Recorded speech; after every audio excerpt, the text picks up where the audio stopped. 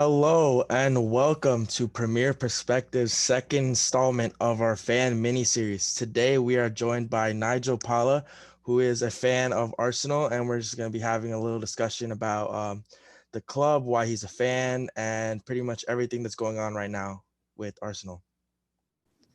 So thank you very much, Nigel, for coming on. We really appreciate it. Thanks for Our having first me question back. for you is what made you an Arsenal fan? Like when did you become an Arsenal fan? What made you feel at home with it? Okay, so true story. It comes a lot from my values as a player. So basically, around 2009, 2010, we all know the run that the Spanish national team was on, the way they were playing and stuff like that. So at my club soccer level, I played with a very cultural soccer team, which really valued the prospects of playing with possession and things of that sort, and just flashy play, basically, like not just winning by any means but winning in a beautiful way. So when I looked at the Premier League, which at the time and still is the most popular league in the world, the only team I really recognized that style with, of course, Man City has come to it now with Pep being in the fold, but Arsenal was the only team at that point that was really playing with that style. So Arsene Wenger's managing was really what brought me to the team. No specific player, superstar, or anything like that. Just Arsene Wenger's passion for playing beautiful soccer really brought me to the team.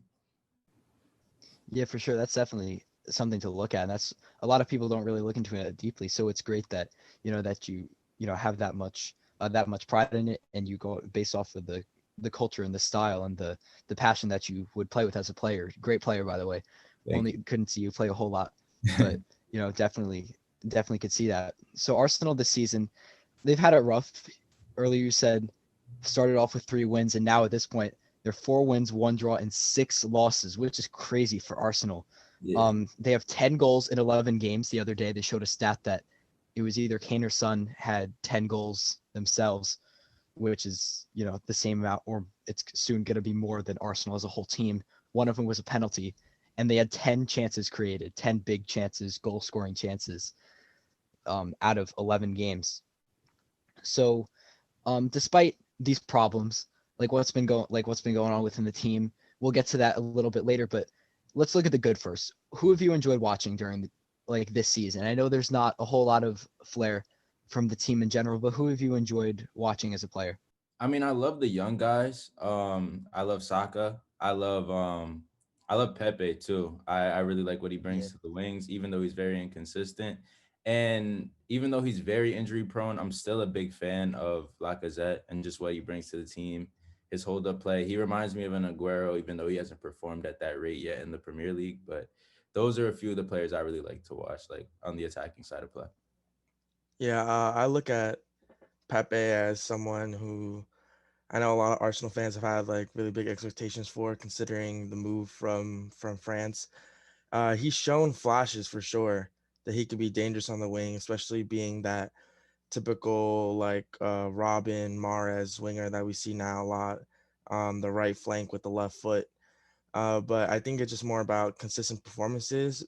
But I feel like with a squad like Arsenal that as a team hasn't been playing consistently, I feel like it makes it even harder for individuals to stand out. 100% right. Like just even the attacking people we've had in the fold, like you bring in Pepe one year and then you bring in William the next year.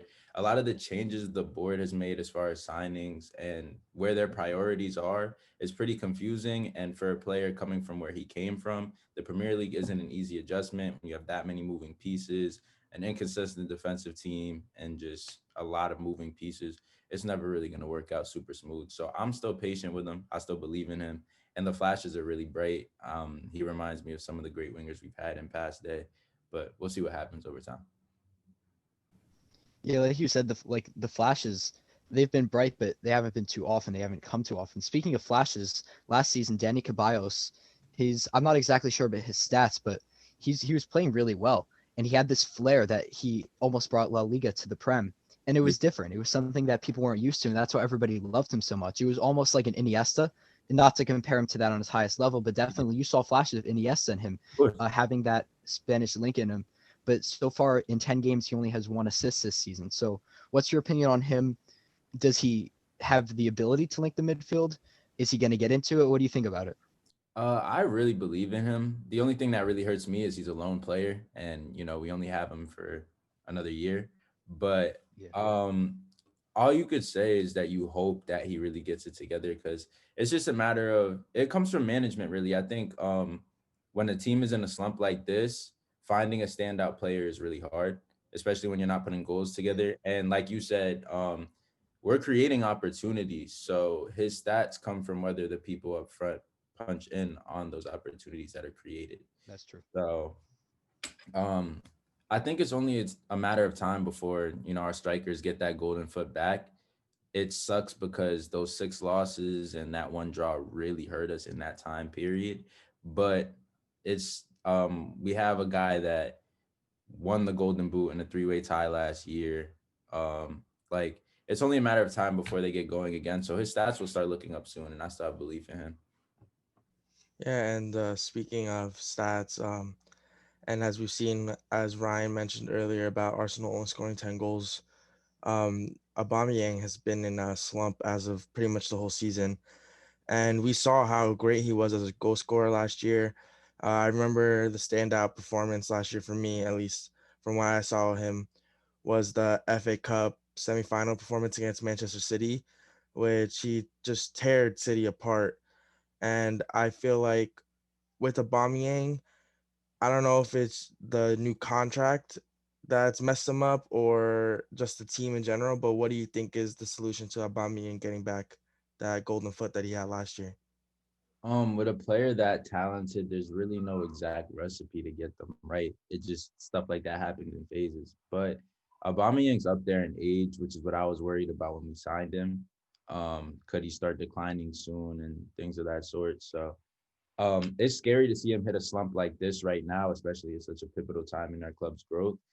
And honestly, I know it's not a thought, especially after giving him that contract, but you start to wonder, was it time for him to move away instead of spending all that money on that huge contract? Was it time to look towards other younger options? Was it time to, have those Liverpool rebuilding years where you were just trying to focus on building a new front three or building a new midfield? But like I said, as a fan, you have to just hope for the best. And he's one of the best players in the world. He's been clinical for years and he's done it in multiple leagues. So I think it's just a matter of time, really. Maybe a few different changes within the midfield. Maybe he connects with one midfielder better than another. Um, Maybe, I don't know, hanging him up there alone more or trying to get more out of the wings. I don't really know what exactly could get more out of him, but I know he has it in him and I believe in him. So we'll see what happens over time. Yeah, I definitely see it. Like I've seen the flashes of him this year creating opportunities, but obviously it's not at the level that it was last year. The only really question I have is with the management in terms of Aubameyang's play. I'm not really sure how well he's adjusted to playing on the wing and if that's really what's best for him. And I feel like with the way that Lacazette has played this year, that he's also been pretty out of form. I don't really see why Lacazette is still getting a start and Aubameyang's not moving up top to his preferred position. Um, That's go ahead, Nigel. Yeah. yeah, it's an interesting prospect to look at, but I think by the same token, because we've seen Aubameyang play out wide in the past, not at Arsenal specifically, but in Dortmund, he's played out there, so he's done it before. Of course, you have a preferred position, but I think both of them are like them both being out of form. It's really hard to tell if, just favoring one to move him to his preferred position will do better for him. But at this point in the season, you really have to try everything. Like you said, we're not too far out of fifth, sixth place, even though we're sitting in 15th, almost 16th today. But I think we just got to be more experimental. Right now, it's just about finding what works. So, like you said, I think it is time for a little bit of a shakeup.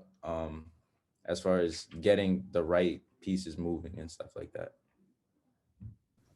I think a bit of a shakeup is definitely what's necessary, like what's essential, crucial for Yeah. that for them going forward. Because at this point, you look at them and you're like, what's wrong? A part of it could be, it seems like I'm not exact. Do you know who they? I'm not sure who they signed, like got in terms of signings. This transfer window was a little rough. Did they sign anybody big? I'm pretty sure they got Gabriel William. this transfer window. Yeah, Gabriel and William from Chelsea. right? That's big, and that should be bigger than it's showing to be. And Exactly. Willian, I thought he was going to fit into that team perfectly, especially with Aubameyang. Stylistically, yeah, Aubameyang for sure needs to go to top striker role for sure. There's no doubt about it. They could drop Lacazette. I think he would play well in there just because he's not as quick yeah. and sometimes not as clinical, but he could finish a little bit and almost like center forward position. But at Hmm. this point, like I'd say they should be willing to try literally anything, whether that be youth players, but at the same time, they don't have this. If you look at their squad, they don't have the squad depth as Yeah. a team, say Man City or Liverpool. Because you look one week, Liverpool could be like at one point when they had like the first wave of their injuries and Hmm. everything was kind of rough there, they were still playing a really high level team. Same with City. If they're sitting KDB, Bernardo Silva, sometimes in like a Champions League or FA Cup game, Yeah. they have good players to back it up. But if you look at Arsenal's squad depth, I wouldn't really call it squad depth. It's just kind of more players in the team. And yeah, that's So yeah, oh, my bad. That's the no, issue you with good. like the No, you good. Go squad's ahead. approach to just, growing the team. I feel like I loved Arsene Wenger, like I told you, but that whole approach to growing through the youth academy and just staying there and not really spending the money that the big dogs are spending, it hurts you.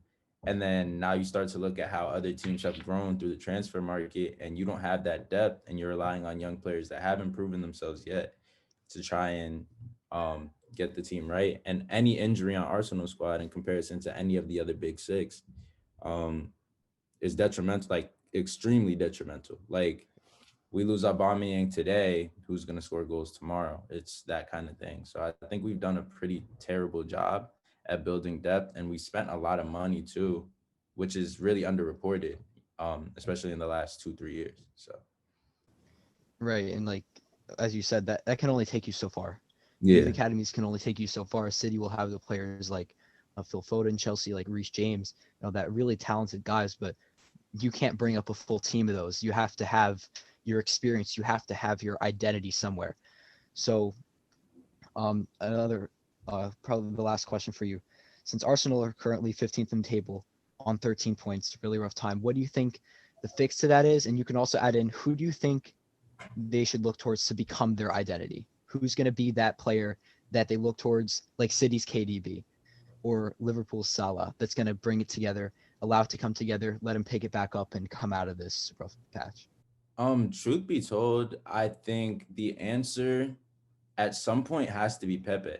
I think he has to be the creative flair because he reminds me so much of the club's glory days where we had flashy players like Dennis Bergkamp or Dennis Bergkamp partnered with Henry, but like Henry got all the flowers during that time period, and Dennis Bergkamp was really like, the creative mind of that team.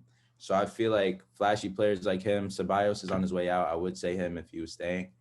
But yeah, like I would say players like Pepe and the younger guys have to become 100% ingrained in the club's identity because it's only a matter of time before Aubameyang ages out. We don't really know exactly what we're going to get from Lacazette going forward. So I think the young players have to build the creative identity and just the offensive identity. And then I think it's important. I don't think we have a defender right now 100% that is going to be like a staple in our back four forever, but we need to establish a center back like that, a club captain kind of center back that could just really hold the team together because at the back we're kind of scrambling. Yeah, I think Gabriel could possibly become that. I'm not sure how old he is, but he's been playing really well. He scored the other day against Wolves, and he's been solid. Sometimes a little reckless with the challenges, and Arsenal at the back as a whole, where Bellerin, despite him being on the fullback on the right back position, he used to be kind of be that backline identity, that quick. We press, we get the ball back, and we play from there, and we move the ball. We play really quick, and we press these teams. We make them afraid when we come at them, and that's what Bellerin brought, and that was kind of their identity for a while. But now they don't have that all around. While Yeah. Monreal was at left back, and they had more seasoned defenders in there. With David Luiz in and out of form, now he'll be out for a while. I'm hoping after seeing that collision with Raul Jimenez, I think Gabriel will really need to step up. And like you said, Pepe and the young guys in general, Saka, absolutely love him. If you put both of them on the wings or put one in the center, I think an answer could be maybe put one of them in the center Yep. because then they can create from there, create for another one. Denny Ceballos is on his way out.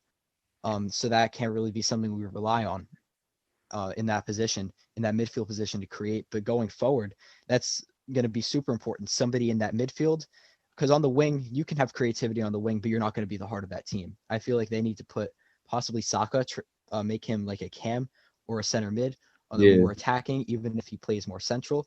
Just have him there so he can create. He's flary. He has that fire in him, and I know he can create. I know he has it in him, but they can't be afraid of it. You know what I exactly. mean? And that's going to be the difference. Are they afraid of it, or are they going to go for it? Are they going to break out of their shell despite them being so young and be able to go forward and create something? Yeah, it definitely takes the trust of a young manager like Arteta to just kind of give one of those young guys the keys at a time like this, because that's what really builds the relationships that clubs have with players going forward. Like, I think just having that player coach initiative, just putting the keys into someone's hands that isn't someone that's older or super vet, would be the risky move that Arteta has to take as a manager to really just get the team moving in the right direction. And I But think a thing too is confidence in terms of the way that Oh, yeah.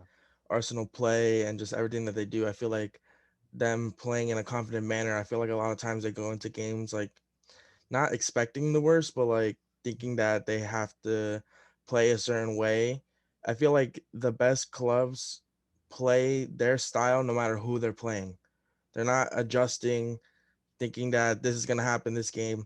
Pep is always going to be playing his possession. Klopp is always going to be counterattacking. Mourinho is always going to be holding his players back and being great defensively. So I feel like Arsenal needs to find like that specific identity within them and then be able to have that confidence within their squad to say, we're going to play this way and this is how we're going to win. And I think the identity has to come exactly from the manager, which we're not sure what Arteta really wants. I think he has to really go with his gut and play as if I think we should move to the style that he played with when he was at the club. And his style is very much influenced by Pep. And I think he hasn't implanted that in every single player week to week. It's kind of just like, all right, we got to do what we got to do to get by. And they've really been water trying to adapt to any glass. When you're doing that, a lot of water misses the glass, and you see what we get today. All around, it's been a bit of a rough time for Arsenal, but as we said, hopefully they can get it together and pick that back up, find their identity, get it together so they can move up higher. Hopefully, I don't think they'll get relegated. Arteta, I know he's got it in him being at City, a little bit, not a lot of experience, but he has the mental ability and the knowledge to go forward with the team and allow them to be somewhat successful this season. But that about wraps it up for our second episode of our fan mini series. Thank you so much, Nigel, for coming on with Thank us. you guys for We having really, me. we of course, we really appreciate it. If you guys enjoyed, please like, comment, subscribe, share it all around. Let people know. If anybody is a fan of another team, if you know somebody that wants to come on, DM our Instagram account, that's at premier.perspective, and just let us know about it. We can get it together. But we thank you guys for all the support we've been getting lately, and thank you for tuning in.